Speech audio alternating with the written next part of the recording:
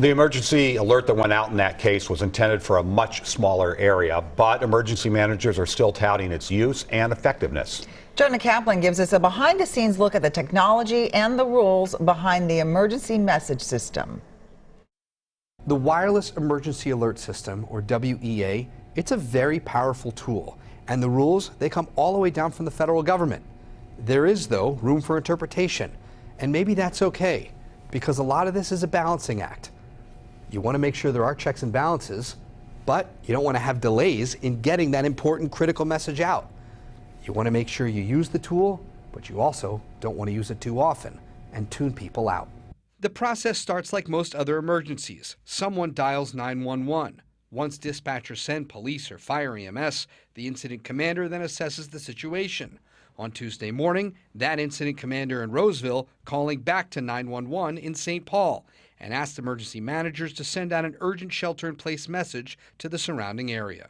You had an immediate life safety threat with someone who was on the loose and needed to be apprehended before there was a threat to somebody else. The Wireless Emergency Alert System is a federal program in partnership between FEMA, the FCC, and cell phone companies like Verizon and AT&T. Generally, county dispatch supervisors have the keys and credentials to the software, but they have to follow certain protocols. Among them, unless it's coming directly from the president or FEMA, local officials can only send WEAs for situations involving imminent threats to safety or life. That means Amber Alerts for missing children or weather alerts to save life and property. The messages limited to 360 characters, so just a little longer than a tweet, and they must include the type and time of alert. For users, WAs don't interrupt ongoing text, calls, or browsing, and there's no charge to receive the message.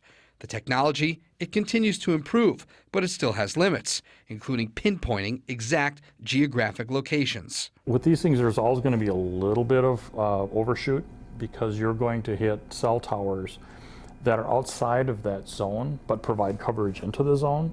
Prior to Tuesday, the last time Ramsey County issued a WEA was a weather warning at the state fair. Jonah Kaplan, WCCO 4 News. Emergency managers still have access to other alert systems, including tornado sirens, broadcast TV messages, and reverse 911. The latter was also used on Tuesday, which means that dispatchers called landlines in the affected neighborhoods and issued the emergency message.